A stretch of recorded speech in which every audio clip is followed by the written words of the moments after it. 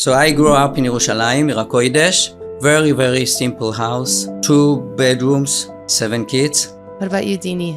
I grew up in a different part of Yerushalayim, which was Bayit Vegan. My parents were Americans from Philadelphia, and my parents were very excited to marry me off. And honestly, I wanted to get married. It didn't last for a long time. It lasted for 6 years. My girls were really young. My girls were, younger one was like a year and a half, and my oldest one she was 3. And I remember myself looking in the mirror one day when it was like not a good day before I got divorced, and I looked at the mirror and I was talking to myself, and I said, Dini, listen, can't go on. Either you get divorced, get married right away, and your kids, your girls will have a family, a parent. I wanted my kids to have a father and a mother. It was really, really, really tough. The beginning was so hard.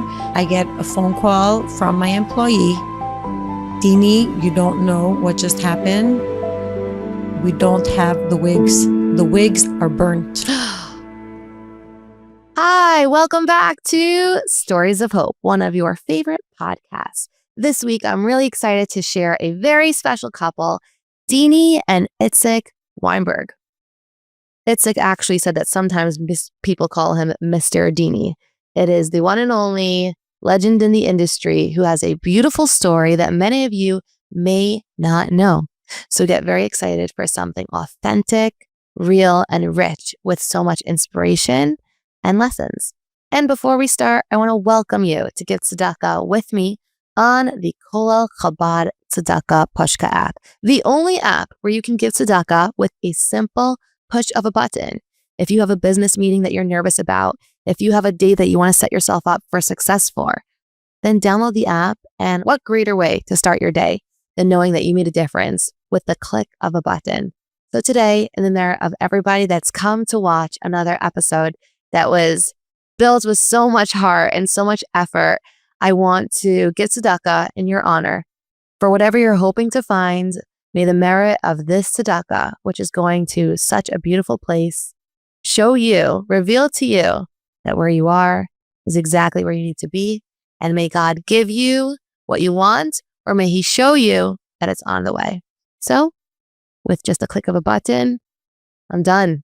I've added it up and my pushka is almost full. So thank you for being here and get excited for an amazing episode. Hi, I'm Tzipora Grodko, and this is the Stories of Hope podcast. Oh, this is so exciting to be here with Dini and Itzik. People probably think your last name is Wigs, like Dini and Itzik Wigs, right? Well, his name in the It's supermarket. Both of One them. second. What do people call you in the supermarket? Mr. Dini. Mr. Dini. I love that. Yeah. Really Weinberg, the Weinbergs, right? And I'm just really, really excited to have you here because I think that a big part of what we do with our podcast is we feature leaders. We feature people who maybe people are just seeing them where they are now and think like, oh, they were just born doing great things, born being a source of joy. And Dini's the kind of person that, I mean, when you walk in, you always feel better when you walk out. And nobody knows the before. And I think that the more we talk about the before, the more we sort of take off the layers and people see what built this person, the more we normalize the struggle and the more comfortable we can be when things seem uncomfortable. So I'm really grateful and excited to hear your story. And I want to know if you could start us off by telling us where you're from and a little bit of how you were raised. Thank you so much, first of all, for having us. It is really an honor. You know, I never thought that I'll be invited to such a platform, so I'm really flattered and honored. And I really hope that we could, help in any way with our story. Itzik, you want to start? No, she asked you. Gives me 2 minutes more to prepare. You start. You're the leader. Okay. So I grew up in Yerushalayim, Irakoidesh, in the neighborhood of Geula, if you know. Geula, Mea Shorim, very, very simple house. 2 bedrooms with 7 kids. Wow. Divided with a curtain? A curtain until the age of 10. And then we moved a little bit to a bigger apartment, like 3.5 rooms. Wow. Right. It was like upgrade, but the half room got my Zayde. He was like 85 something, and he got the half room. So we have one for my parents and one for the boys, one for the girls, Wow. and that's it. Oh my goodness. So But different. I was very happy, very happy. But after a few years, I moved to the yeshiva, so I came only for Shabbos. hmm And that was your norm. Yeah. Did your friends also live like that in Geula? Most of them, yeah. I'm talking about 50 years ago. I mean, it's we all it's different. Everything was different. There was no cell, there's no internet, there was no nothing. There was a payphone. Yeah, but I also feel like in Geula, time freezes. It's like a time capsule. I feel like if you went back, does it look so different than 50 years ago, or does it look the same? Yeah, I was a child, but I grew up. I remember all the Gdoilim from the Shlomo Zalman Neuerbach, the Reb Chaim Shmuelevitz, all the Gdoilim from the previous door, even before the Stipler. I remember all this, the Beis Yisrael, I remember. Oh my goodness. Yeah. Is there any story that comes to your mind that you could share with us? I don't know. I remember the Levaya of the Beis Yisrael.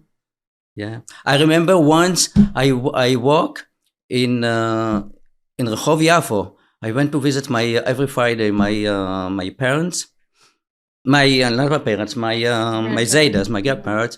And once I saw Reb Shlomo Zalman Neuerbach. He went by himself and he would stay by the light, and he didn't want to cross without someone shall walk him. So I walk him. Yeah, Ooh. the street. Yeah.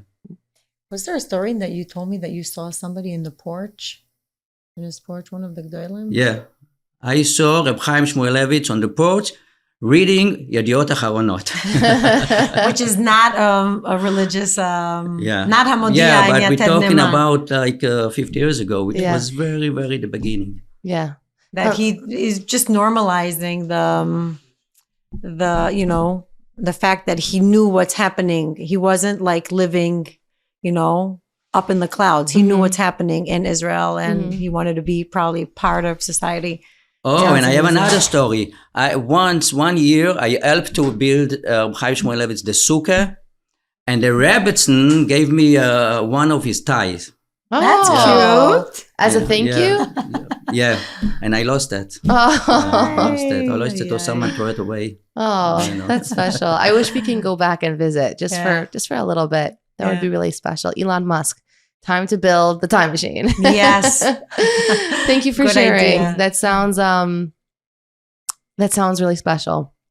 What about you, Dini? Okay, me on the other hand, I grew up in a different part of Yerushalayim, which was Beit Vegan, which was very Americanized. There was, the people that moved from United States, from London, from different places, they moved to Beit Vegan, and Har Nof was like the next place. Neve Yerushalayim was there, Machon Devora, it's, before your time. And we grew up there speaking English. My parents are Americans. People think that I come from an Israeli family. I don't. My parents were Americans from Philadelphia. And we grew up really very simple. I remember packages of clothing that my parents got from America, and we used to take out and be so excited for secondhand clothing that we tried on. For us, it was like, wow, we got beautiful clothing from America. We were 8 in our family, very simple life. We had everything we needed, not anything, special. Meat was just for Yantiv. We had chicken for Shabbos. Sunday was leftovers from Shabbos, chicken, and then the rest was like more fish, and dairy that was less expensive. And that's how we grew up. And how did your parents get from Philadelphia to Israel at that time? So my parents were, my father actually was a successful lawyer in Philadelphia, and he was on a sabbatical, and he suggested to my mom, let's go to Israel for a sabbatical. And it was right after the 6-Day War, 1969. And there was a very Zionist like movement right then. They were not from. My father was a little traditional. My mother did not cover her hair. And they came to Beit Vegan, and then they stayed. That was it. My father left everything. He started sitting and learning. He went through like a real estate course that he could practice. He could, do some real estate, because that's what he specialized in the United States, is more like real estate law. Mm-hmm. And he used to manage people's properties in Beit Vegan, and that's how he married all his kids off. Very simple, but everything we needed, like I said, and he really gave us, whatever he can. Yeah. And were you raised traditional? So we were raised, with parents that are Baal Tshuva, which is I felt when I was, growing up, that it was challenging. We were not here, not there. We were, kind of like, I felt a little bit second class. We were not like Israelis that were like so familiar with everything, always looking, my parents even not really, sure which direction to go. And a little bit it confused the kids. Also, my parents were not proud of their past. And I felt like for me as a child that I was a very curious child. And you could see that I'm, full of like questions and like, to me, it was actually mystery, like, and I wanted to know more about it. And the more I knew about it, the more I was drawn to it. And the more I started like, kind of rebelling and not doing the norm that every Beis Yaakov kid would do. And I feel like for me, my experience, that was a challenge. Yeah. It's fascinating because as you're speaking, one thing that's crossing my mind is how ironic that the woman who's the leader in the wig industry's mom didn't cover her hair. Right. And I'm also thinking on a completely separate note, how there's often this reference of a child rebelling when there's confusion. Right. And how interesting would it be if we can change the terminology to the child's exploring? Right. It's perceived as a rebellion. It's true. Because it's different, but the reality is they're just exploring. It's 100% true. And it sounds like it must have been confusing. I feel like rebelling is a term that people would see from the outside, and then exploring is really what I did. It depends from what side you're looking at it. Yeah. My mother, when I grew up, when I was born already, she was covering her hair at that point. And then I joined her for her trips to the wig stylist, which is called the Shaitel, which I don't like the name.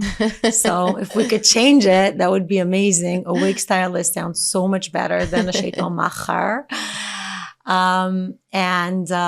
So that's really how I started with my journey of wigs. I remember myself walking with my mother to this place that was in a building, a simple building in Beit Vegan, like a black dark corridor, no lights. And then like you walk to the end, and at the end you see a door, and you're like opening the door, and there's light through that door. And then you see the seats over there, and you see people are like playing with hair and like hair accessories. And I was like, oh my gosh, I walked into this magic room, which was like, if I look at it today, it was like so simple, so nothing. But for me, it was like so fascinating that I used to spend hours and hours just sitting there. And I'm like, oh my gosh, it's dark outside. My mother left, like her wig was fine. Her wig was beautiful. She left. And I just sat there, and I used to ask the wig person, I'm like, could I stay? And she's like, yeah, sure. Oh, that's so sweet. So she is definitely part of, how I discovered this beautiful world. I could say I was like 9 or 10. There is a story that my mother told me that I didn't even know, that I used to go to my neighbors and ask my neighbor when I was 3, could I play with your wiggy? Aww. So I guess it was already in my DNA since I'm very, very young. Oh, absolutely. It was in your DNA. And so beautiful. And I'm excited to hear more about that later. Yeah. And Itzik, we'll go back to you. Growing up in Geula, What was your dating experience like when you started Dating. dating? Oh, the dating. Shidduchim. You're talking about The the experience. the first one. She was my sister friend, best friend, Mhm. and it was. I know the family. I know her. I know, but it wasn't really a dating because we know each other. Mhm. So it's like a play, and that's it. It's You were very young, Yeah. no? Like, I Yeah, was how like old were you? 19. And was 19 the average age that people started dating? Yeah, I was a little bit younger than my friend. Okay. Yeah, Okay. but not the first one.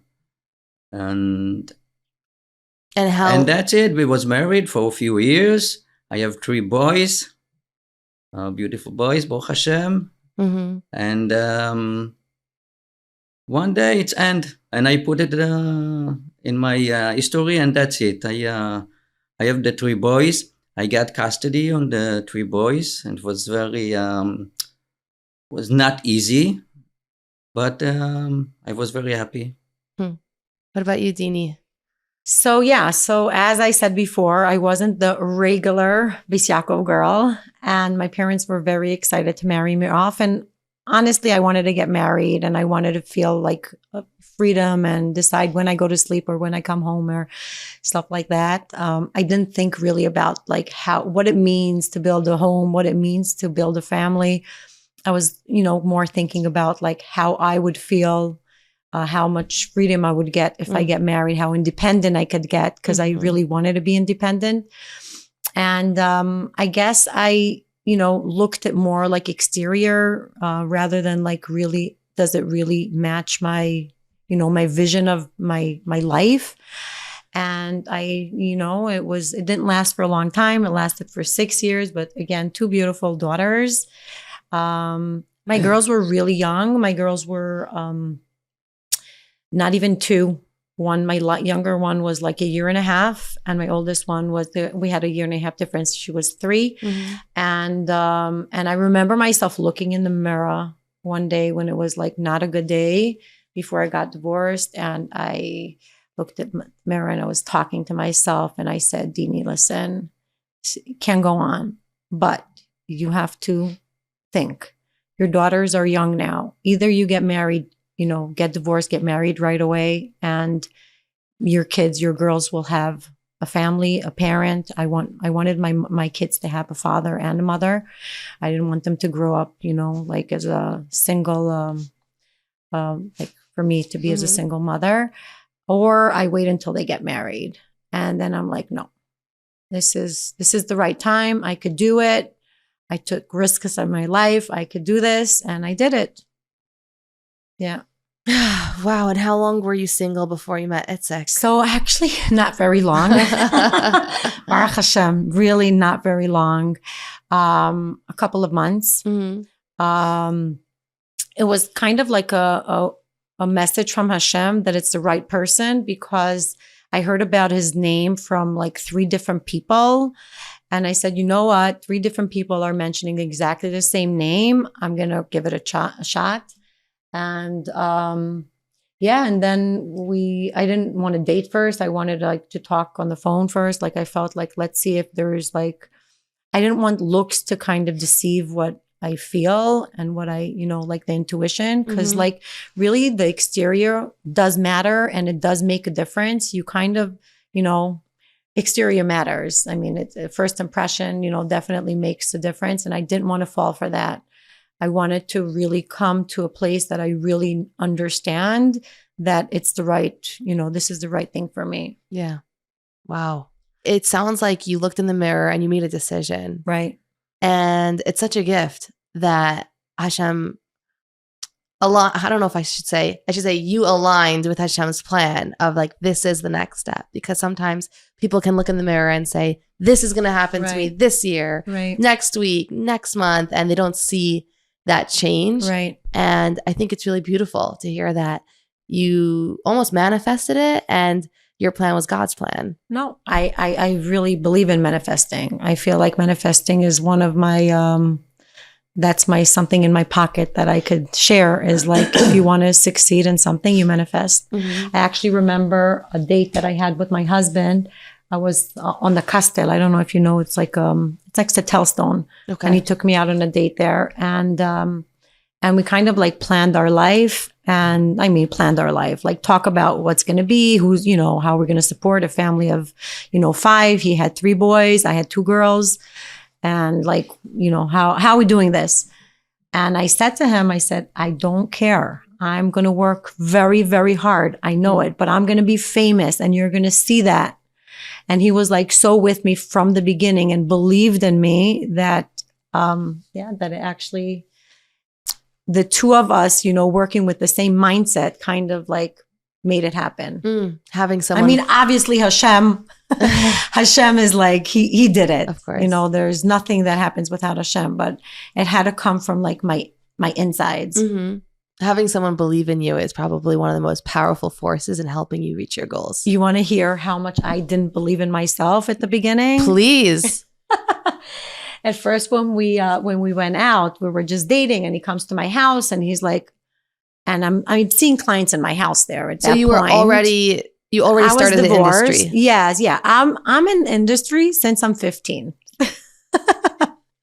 I was the youngest girl in the course, and then I started doing all my friends and my neighbors and my relatives and stuff like that. And when I got married, I had my own place. I worked also alongside in a salon. So I was, I've been working, for many, many years. And when he came over that day, he's like, he heard me ordering supplies.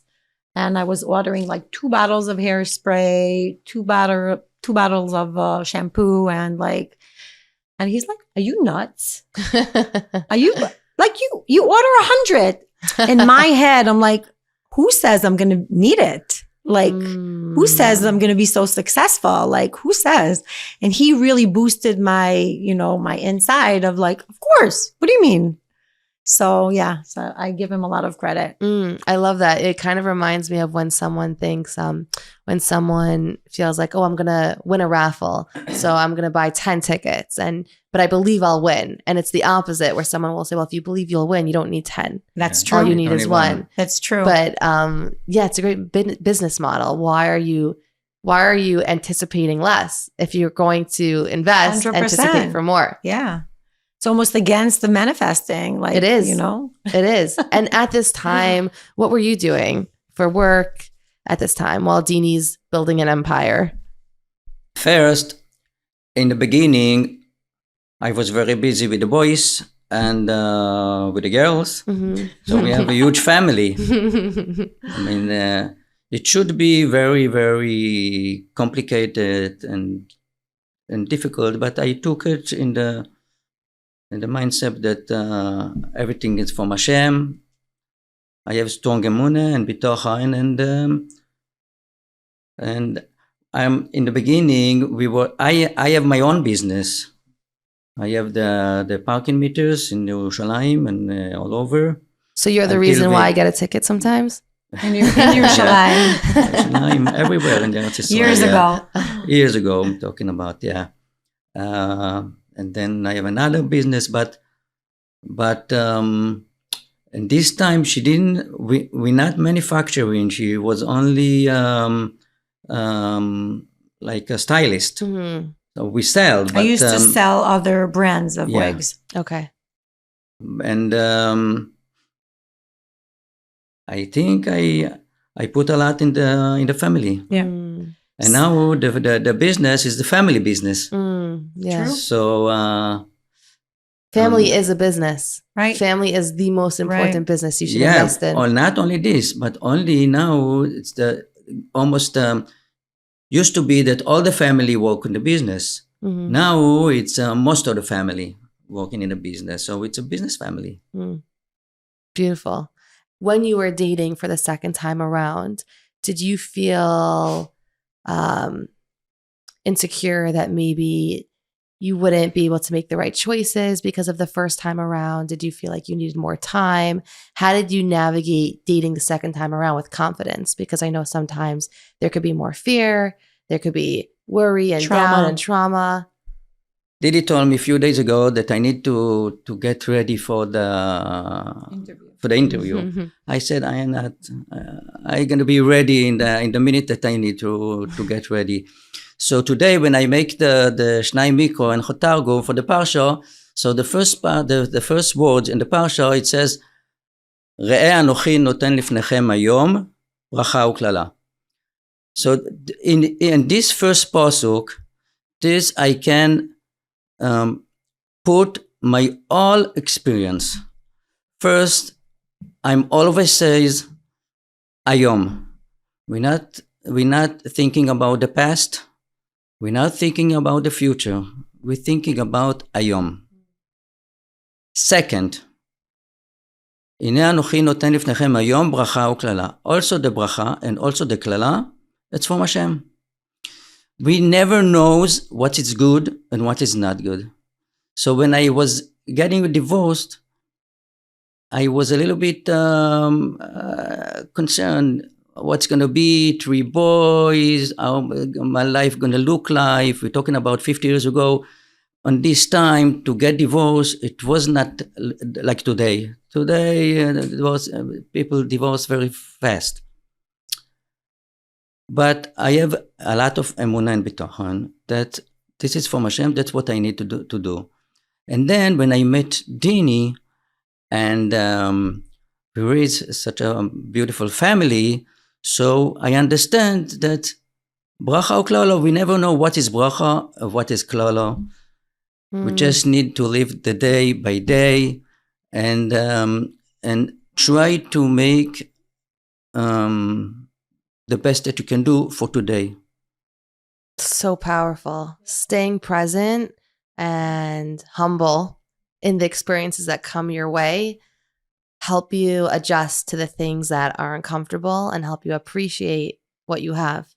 So powerful. Thank you. Yeah, so it should be very, very difficult to get to get custody on 3 boys and then to get in the same day another 2 girls.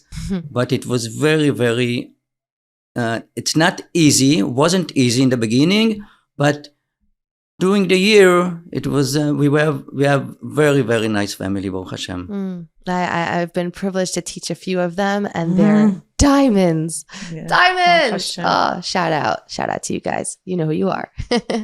So you all know I'm a big fan of Raquel Couture, and I'm really excited because my friend is getting married. And in addition to having bridal gowns and wedding gowns, they also have evening dresses. So Raquel Couture caters to anyone. If you're the friend, if you're the bride, if you're the sister or the parent, they are the top industry for bridal wear. They customize, tailor, and have beautiful, unique pieces that are just sitting there, ready for you to try them on. Conveniently located in Brooklyn, New York, and Lakewood, it's just like the best place to go to. And what's super cool is if you mention Stories of Hope, you get 5% off your beautiful piece.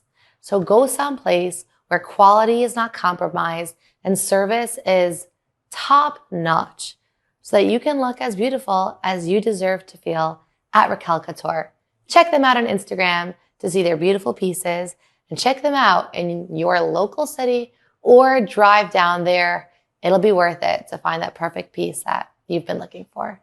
What about you, Dini? For the second time around, did you have fears and worries? So it's interesting. First of all, I was 24 when I was divorced already. So I consider myself still very young, 24. And I feel like I probably didn't even develop the fear yet of getting married. I just knew that I'm not in the right relationship. I wanted to be in a relationship. I actually wanted to get married right away. I felt like I wasn't married because I never had a companion. But my priorities changed. Like I was searching for a totally different person. Yeah. When I heard that my husband is getting custody, that Itzik was getting custody, I actually liked that. I'm like, this is a person I want to marry. My girls are going to have a great dad. If he wants to bring up 3 boys alone, he doesn't know if he's going to get married. To me, that means that he's treasure. I wasn't looking for money. I just wanted somebody with a good heart and that, that I'll have a friend.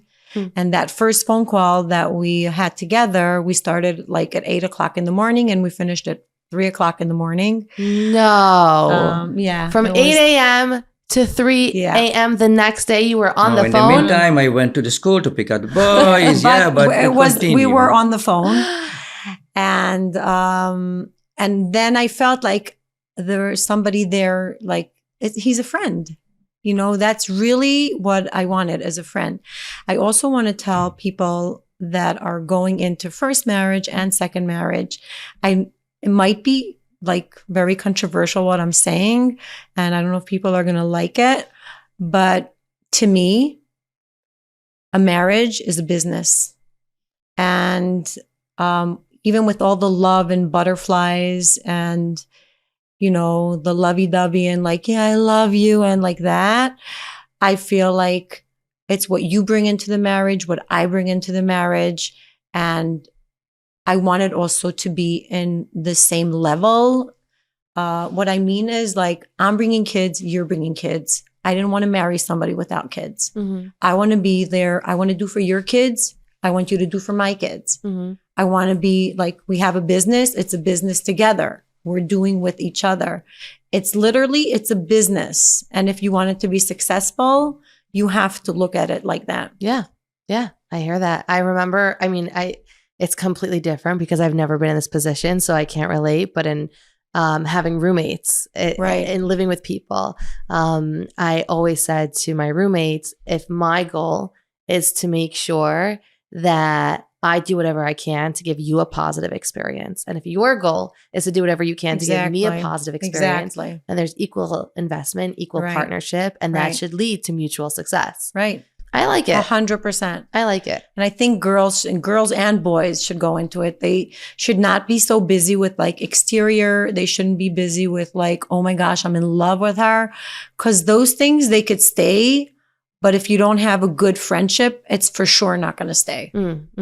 So many different layers of the relationship. And the more you invest in all the layers, the better the relationship will be. Yeah. Absolutely. Yeah. And so how long after you dated did you get married? Few months. Yeah. So we had to wait until my daughter's 2 because there's a halacha that you cannot marry a woman with a kid that's under 2. It kind of like, it has to do with like, they have to know who the father is, like to know if like, whatever, like that type of stuff. But yeah, so we waited until she was 2 and then we got married. I have a funny story. After our first date, my first date was Layl, my birthday, like my Jewish birthday. And like my birthday was the next day, basically. And I get to my house. I lived in Beit Vegan in an apartment, and I used to see clients in that apartment. And I get a big bouquet of 25 flowers and roses. And I remember getting it, and I got so nervous. I'm like, this guy, I just met him yesterday. He's sending me 25 roses, and like clients are coming in, like they're gonna think like something's happening. And like, I feel so funny. Like I remember shoving them under the sink. And yeah. And they were from you? Yep. Well done. Well done. Men take notes. Yeah. Well done. Totally. That's sweet. Yeah. I like it. Thank you for sharing that. Yeah. So you got married, you were living to Israel. How did you end up in Monsey, New York? Oh gosh, that's a long story. If you're comfortable sharing, you don't need to share. I mean, I could. Let me share that. I feel like it's relevant more to me. I think he did a lot of sacrifices along that way. We had some chinuch things with my daughters. We got a bracha that we're going to be very successful with the kids and with parnasa. So like we really felt confident, but it was really, really, really tough. The beginning was so hard, but I must say that he sacrificed because he actually left his whole background, his kids, everything. We left the boys there because they were in yeshiva. I mean, some of them came. Nati came afterwards, but he left everything behind from my girls. And I never, probably didn't thank him enough for it. But yeah, we started a life But we're here. following the Rebbe. The Right. Rebbe told us to True. move. We did it. Right. And the same month Yeah. we moved. Yeah, yeah. But still, it doesn't take away from you that you sacrificed. That's amazing. And so we started a life here. I went off the plane. I was used to everyone knowing me in Israel because I was very popular. I walk in the streets over here in New York and I'm like, I'm anonymous. Like who is she? And it was a tough 2 years of bulk in my throat. And, but Hashem has his ways. And from starting in our garage and hiring another employee and another employee and another employee, them coming in on Thursday to try the challah and the kugel that Itzik was making in the kitchen. They came in to taste. And then we moved to Pomona.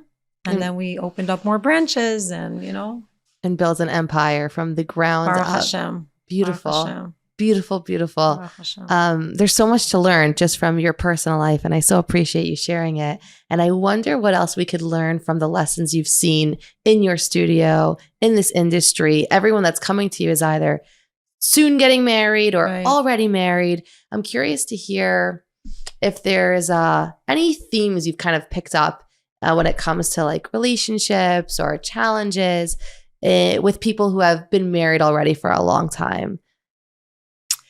There are a few stories I could give you. I could tell you about a shidduch story that happened, We'd love to hear that. Absolutely. People always say that if you're in the chair, the stylist is your therapist.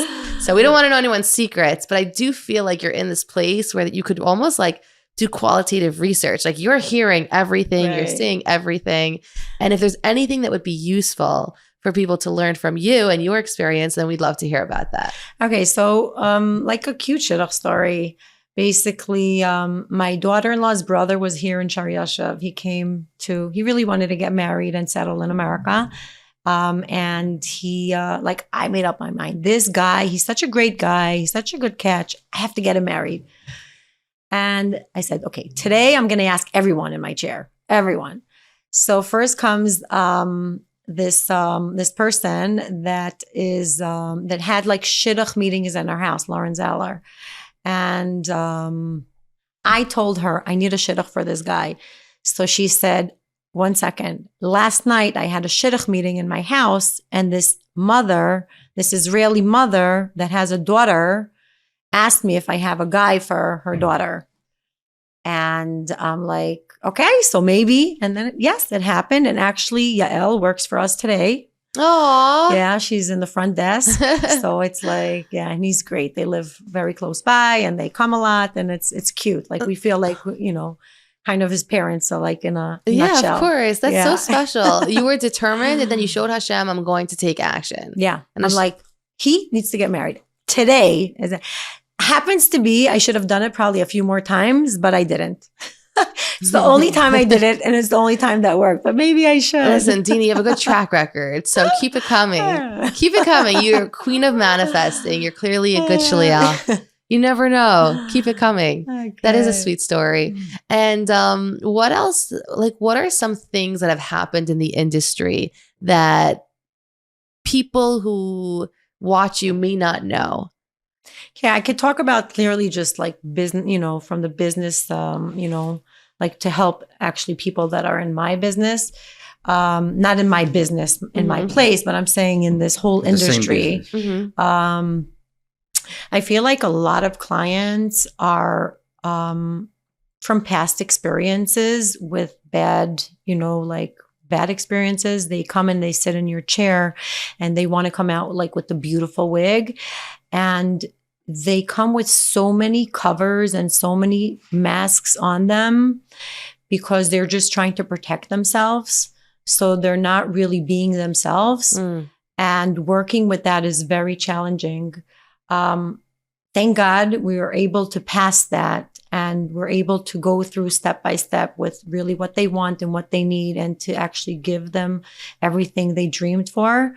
And then like, if I take the same person, fast forward at 6-7 months, it's like a different person. Like literally is like, they close their eyes, like, Dini, whatever you say, whatever you do, you know what's best for me, like that. They trust you. So just like for other people that are in my, behind the chair, as I call it, just like be patient and just know that sometimes when there's like friction, or sometimes when you feel even like that it's not flowing, just like try to put yourself in their shoes and like saying, yes, they had a bad experience. They're coming from trauma.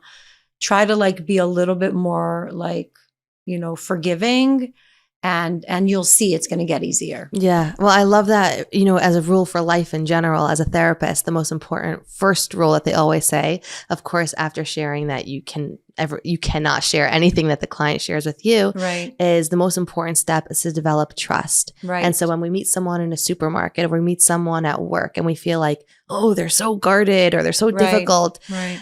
There's been negative experiences that have Right. probably caused them to behave that way. Right. And you might be the reason that they could slowly start to earn back trust. I actually had this Right. recently with a client, and we were going to bump into each other somewhere. And she said, I'm really scared to see you.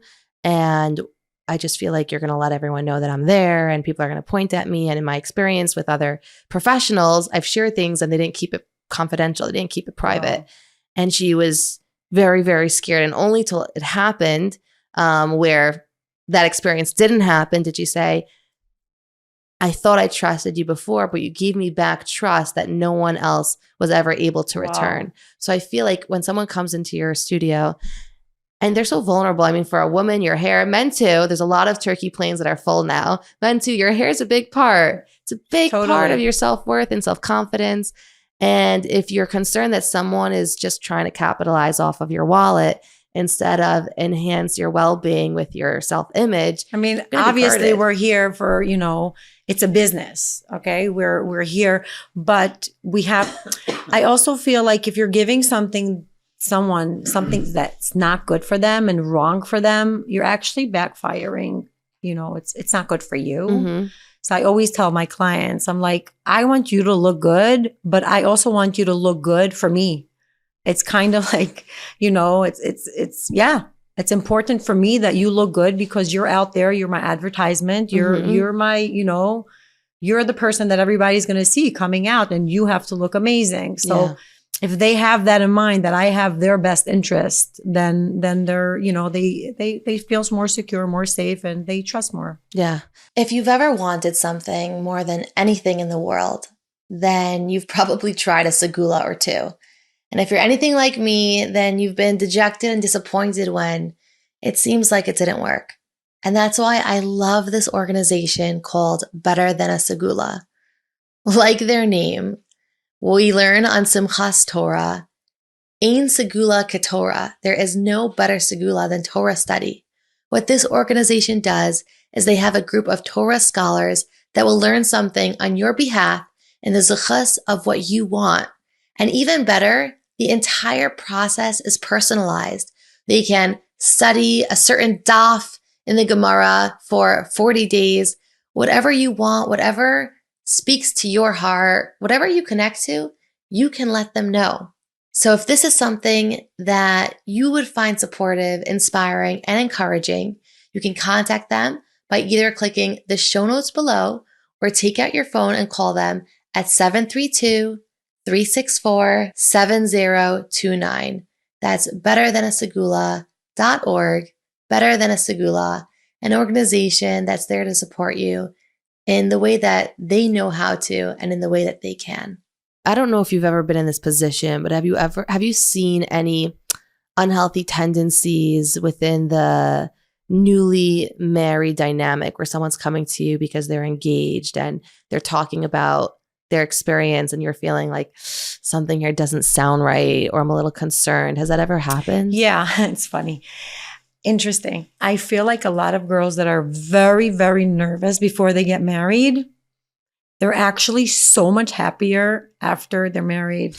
And the girls that are like, so like, oh my gosh, and like what, and like that, I feel like they kind of like, after they get married, they have like a whoops.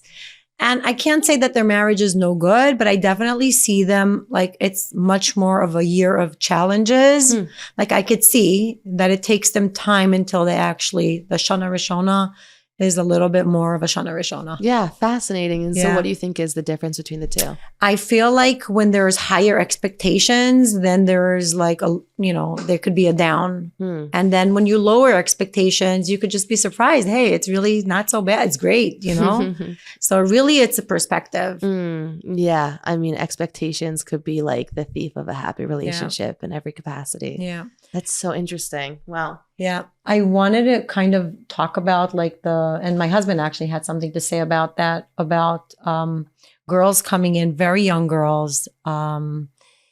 They're really out of seminary, like so young, and from the very, more right wing seminaries. And they're like, no, I don't want to wear a lace. And I don't want to wear lace, and I don't care if it doesn't look, and I don't care, and like whatever, and I want it shorter, and I feel like the boys and girls are not in the same place. I feel like the girls are much more in like very firm in their ways, and then we get from the husbands, okay, whatever she wants, whatever, we accept whatever she wants, we'll do whatever she wants. I don't think, right? Even more, sometimes the husband said, yeah, even one more inch, or maybe 2 more inch. Yeah, why not? They don't, the boys, the Yeshiva Bochum does not get enough education about tznius and this kind of stuff. And the Rosh Yeshivas complain, but they don't give them, they don't know, the Bochum that coming out from the yeshivas, they don't know enough. Fascinating. So what do you suggest they do? I need more education about this, yeah, but it's not in the Gemara, it's not in the Halacha, it's stuff that they need to know, practice. Specifically relating to women. Yeah. Tznius for women, yeah. You're right. There's like so many Rabbanim that will say, don't do this, or why are you doing that? And in the partnership, the men just like don't know. And so you can't really support one another in reaching a certain goal. Yeah, the Yeshiva Bochum don't know enough to how to proceed with this. So interesting. So interesting. Wow. Thanks for sharing. So I hope everybody that's listening, if you're in a leadership position, I guess they can just educate. But I like what you said from a Torah perspective, because I think that sometimes hashkafa is so subjective. Right. And I think it's good to start with the facts first. Right. As best as we can. I think that also, like, who leads the ruchnius in the house, in the home? If it's the husband or the wife, it kind of like gets like the girls are firmer than the boys. And then there's a, I think it could be like a shalom bayis problem. Because if the girls are looking at the husband like, oh, he didn't go to daven and we're supposed to marry a guy that has to go to shul 3 times a day, they're like, oh my gosh, I married a bum. You know what I mean? And the husbands are like, why is she not wearing a longer wig? Like it's almost like they really have to be on the same page. Kind of like I feel like the husband should set the tone of the ruchnios in the house, not the wife. I mean, obviously it goes together. It has to vibe together. But I feel like for a woman to respect a man is like, that's important. It's important. Yeah. So you feel like they should be aligned instead of there being this disparity between the two of them. And I could also share, from me and Itzik. I mean, I I'm working for years, and for the outside world, it's like, oh, she is it, and he's like just behind. So first of all, it's not true because he really deals with all the money and all the, like I know nothing about it. You ask me how much a wig costs. I don't even know how much hair costs. I don't I'm not there. Mm-hmm. It's his business mind and motto. And he whatever he says goes. And also with the kids, when we brought up the kids, which I think is very important for second marriages to know, like not to make that mistake of like, he's the man. If I want money, I'm going to still ask him for money because I want my kids to know that I go to him. I didn't want to bring up my kids feeling that they're, the girls are better than the boys because the girls work or the girls, you see them going out to work. I was a Shabbos mommy. There's a Shabbos tati. I was a Shabbos mommy. The husbands that come home just for Shabbos. I used to go out in the morning. The kids didn't see me. I didn't see them when they went to sleep. But on Shabbos, I saw them. So, I mean, with that, kids could get the impression that mommy works and daddy doesn't. And it's not what I wanted to give over to my kids. And I don't think I did. I think they know that the guy is the, he's the man. Mm-hmm. I think that's really beautiful because things have progressed so much, like politically and when it comes to feminism and independence. And sometimes they could progress to the point where they're just kind of over the hill and we always want balance. But I think that in a relationship, what's always so important is for the husband to feel like he is the husband, the source of like the provider, the pillar, and nobody should feel threatened by that. I think if anything, I mean, it's like you could tell me, like, what's it like to to have a wife who is such a pillar in this industry? Okay, first, I know that she's the first one. She's the best in the market. I mean, she has no competition. Second, I didn't decide to come into, I didn't choose the business. Okay? I get into it, but I didn't choose it. Hashem chose it for me. I mean, I didn't dream about this kind of business. Let's say if I have a dream about a business, it's not the kind of the business that I was dream of. Because it's a little bit complicated for me. I have 99% of the workers are women, okay? 75% of the workers are women, not Yidden, בכלל, goyim. And I need to go all day between all these women, and 100% of the customers are women. So actually, I feel like, what I'm doing here? It's not me. But again, I'm coming to the parsha. It says in our parsha, ושמחת בכל הטוב אשר השם נותן לך ובכל אשר תעשה. I mean, whatever you're doing, you need to be happy. You need to be besimcha, whatever Hashem gave you. And this is, I'm really, many times, all the times we're doing good things. And we're making chasadim. And last week I have a man that came and we make him nupeyas. Oh. Yeah. He was begging in the shul. He find me in the shul. He said, people cannot stay next to me because my kippah is stinking because I didn't change it for more than a year. And I need new payas. So what does that mean? What did you do? So we came to the office, was staying in the car. He gave me his yarmulke with the payas that was connected. Oh, because he didn't have hair. Yeah, it was cancer. Okay. So we did him new payas. He was so thankful for me. I mean, it was really, I also went into cancer 2 years ago, so I know what it means. But For me, Hashem helped me. It was siyata dishmaya that I didn't lose all the payas and all the beard, only percentage, maybe 50%. But Baruch Hashem. So many times we have something that I feel Hashem put me in this position, and that's it. You need to be besimcha. You need to live with this. That's it. That's it. And I'm happy, Baruch Hashem. And it's also a blessing for me that all the family walk around me. It's a lot of responsible, because you're responsible for the parnose, not only for you, for your kids. If something happen, chas v'shalem, so. The whole family is broken. Yeah.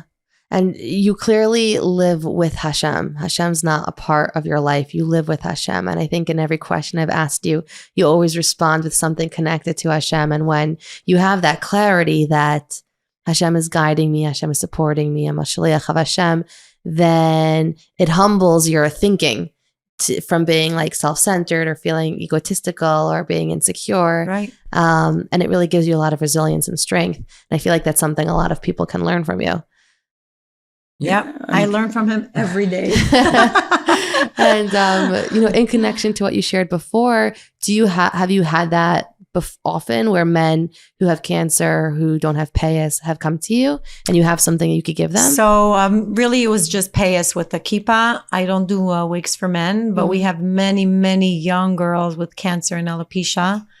And we do have a very soft, much softer, landing for them. We give them more than what we could give other people. And constantly. We have a special room for the we have a girls. special room for the girls. We even prepared it with toys and stuff that, they'll feel like a little bit, sometimes you could spend a long time there. We also created the 3D mold scan that people and girls don't have to sit there all day. We scan their heads and each person gets a head in our place. We store it by us. And then whenever we have to repair, fix, create a new one for them, we have their heads and we could just make another one and another one. And it makes it easier for everyone. For the, could you imagine like a mother sitting there, like with her daughter, hours and hours and hours? It still happens because there is a lot of adjustments. If you want the work to be perfect, the color to be perfect, to be comfortable, there's so many components that go into a wig. But we try to do it in the way that's the easiest and the most convenient and the happiest that we could provide for them. And on that note, what would you say the mitzvah of hair covering, what does it mean to you? To me, it means fun. That's the truth. That's the first word that comes to me in mind, because I just love creating and giving people like a beautiful frame to their beautiful faces that Hashem made them. And personally, I never had great hair. So for me, it was like, oh my gosh, I could have whatever I want. But it goes from like giving a girl you have like this red, beautiful hair. Like I could do exactly the same as you, or maybe even better. Like that's my challenge. Or to create like a woman could look like this, like this, like this, and like this. And she could still look great because they all suit her. So for me, it's just fun. Okay. And you mentioned, I know when we were trying to arrange this, Dini's like, oh, I'm going to be in China next week so I could come after. Is China where you go to? So we do parts of the wigs there, and we have to spend a lot of time there because I really like to be involved in every single step of from the net until the last thing. We don't bring the hair from China. Don't worry. Everybody's like, oh, so you do Chinese hair? I'm like, no. We're just constantly wanting to improve and to be ahead of the game. And I want to be the person that everybody copies. So I always have to be ahead of the game. Of course. Yeah. What business advice would you give to someone that is looking at you and says, wow, I want to create a business where Hashem is the forefront of my mind and I want to be the best? First of all, you have to love what you do. I didn't prepare for this question, but let's see if I could come up. Okay. So, you have to love what you do and you have to recreate yourself over and over again. Don't stand in one spot. The younger I was, the more I thought I knew, and I didn't have to learn so much. The older I get, I see that I could learn more and I know nothing. So I feel like that's a great kind of like a message to give, people in this industry. Be patient. It takes time to build things. You build things slowly but surely. Be honest with your clients. Give them the best. Show them that if there's something that is wrong with their wig, you come over to them. Don't wait until they come to you. Take videos that you could actually see what they're, how it looks behind, because our eye is much more salchani. How do you say it in Hebrew? It's more forgiving. When we see a person, like we see their smile, we see so we're not so into detail. And when you take a picture and you just look at the picture, you could be more objective and more critical. Yeah. So try to do that. That's for, it's going to make you look better. It's going to make the client look better. And just do it it's a hard thing for girls to cover their hair. Bottom line. For me, it's easy. For girls around us, it's easy because, it's just, we've been doing this. A lot of people come in, they don't cover their hair. It's the first time they're covering their hair. A lot of people that come in are ill and they have to cover their hair. So just try to be very gracious. Try to put yourself in their shoes. Don't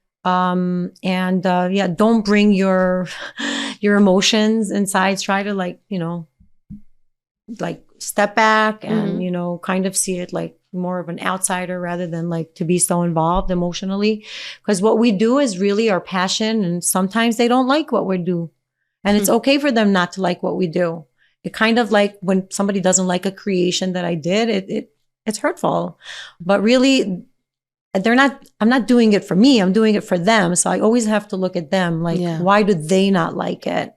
How could I make it better for them? Beautiful. Thank you. And as we finish up, I want to know, because this is about stories of hope. We'll start with you, Itzik. If someone's feeling very stuck and down and they're really struggling to have hope to get them out of their struggle, and like you mentioned, you experienced cancer and that's one of the scariest things in the world. What's some form of chizuk that has helped you when you've been down that you can share with someone else? Okay, so first, I want to add something about a last question that you asked, Dini. Be humble. Don't think ever that you are the best, right? Because this is going to put you down. Always, you need to try to do better. If you're not, you're going to do the better, you're going to go down. Right. Okay? Whoever doesn't go up goes down. Go down. There is no but that's with relationships also. I feel like with relationships it's also with the family, yeah. Also, never talk about the business on Shabbos. Yeah, okay? That's true. That's a rule in our house. This is the bracha, uberachticha b'chol asher teilech. Never talk about business on Shabbos. You're not allowed to do so. It's not. It's against the halacha. Now about our experience that. You always need to think that I'm going to try to do nachas ruach l'Hakadosh Baruch Hu. This is our goal. We're coming to this world not to play, not to make money, not to go to the beach. We have something that Hashem sent us to here to do something, not play around. So you need to get better. And to think always, if this what I'm going to do now is going to make nachas ruach l'Hakadosh Baruch Hu or not. And this is give you emunah and bitochon that Hashem is control everything. You not control anything. And you just need to be b'simcha and to talk to God. And when you were struggling, these were the things that really helped you. Yeah, absolutely, yeah. Always I knew that that's what Hashem sent me. I never know if it's good, if it's not good. I need to live with this and to be b'simcha, and that's it. And trust Hashem. you can only be besimcha when you trust Hashem and know if this is what he sent me, then this is the best thing for me. Yeah. Hard, but thank you. It's sometimes I think I can't speak for people at large. I'll speak for myself. Sometimes I'll wonder, like, is there a better answer, or what's the secret, or what's the solution? And it's oftentimes what I've read multiple times. It's just a matter of if I can integrate it at the moment, if I can practice it so that it becomes not just information, but application. And it's just reinforcing the Torah. It's not that I'll find like, oh, but maybe if I swim around, maybe there's like some secret solution, an answer. And the first thing you mentioned, Itzik, was humility.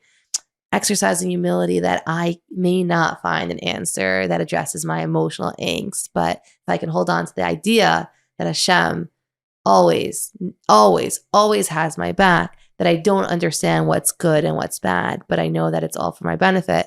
Life-changing. Yeah. Hard to practice, but the most important thing to hold on to in any way, whether that's a daily affirmation, daily journaling. I feel like the sticky notes work until they blend into the wall, and then you need to do a new sticky note. A good friend, a good mentor.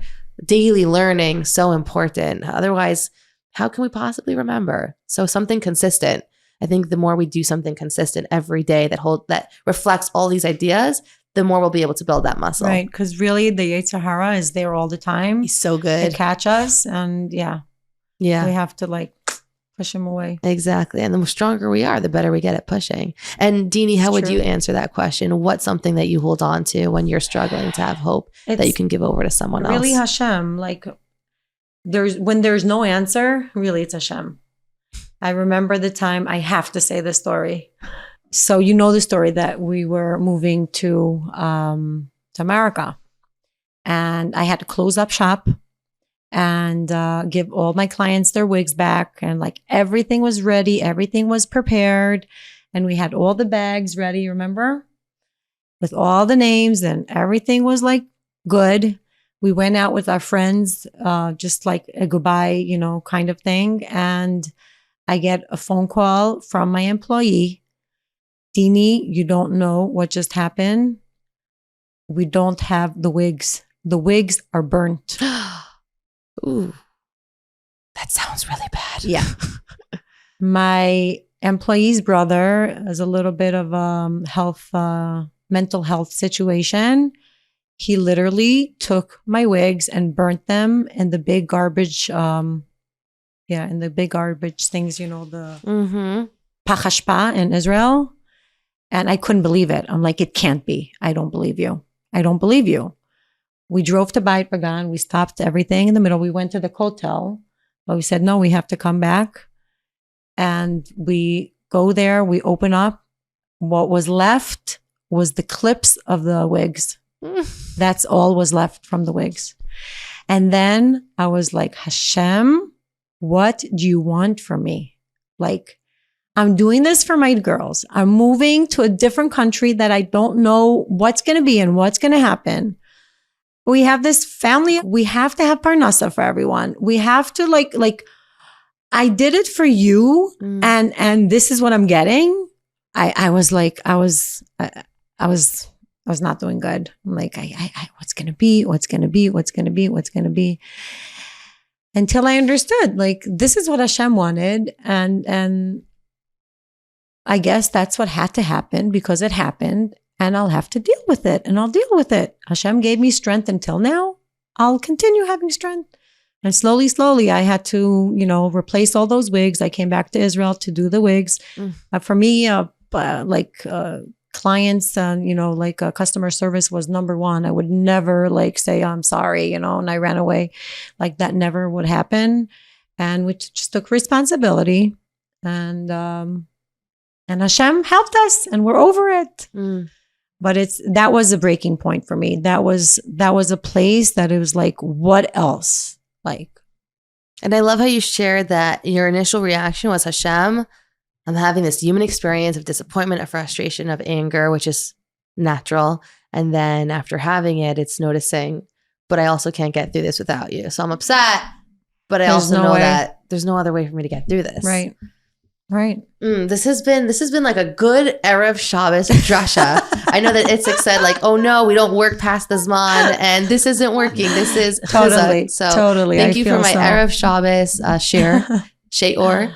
This was very special and I'm so grateful that you came in today. Thank you. Okay. Thank you. Thank you so much for having us. Thank you for watching another episode of Stories of Hope. Wasn't that so interesting? I mean, I'm obviously a bit biased, but I felt like I got a beautiful Erev Shabbos Devar Torah because it is Friday today, and also a lot of insight in the wig industry, a lot of lessons learned from Dini, and my personal theme was, it doesn't matter where you come from or what you've been through, if you're determined, persistent, and believe in Hashem, then you never know where it can take you. It might surprise you. If this message touched you, if this episode touched you, then the best way you can give back from someone that has given so much is to leave a comment in the comment section below. I read everyone and the guests read everyone, and it means the world to them. You could also let us know by sending us an email to soh@meaningfulminute.org. I love hearing from you, and your input means so much to us. So if you know someone that should come on, let me know. If you have new ideas for the next season, let me know. All I want is to hear from you. And I am so grateful that you took your time to watch another episode that was curated with so much love and hard work for you. So thank you for being here. I'll see you next week.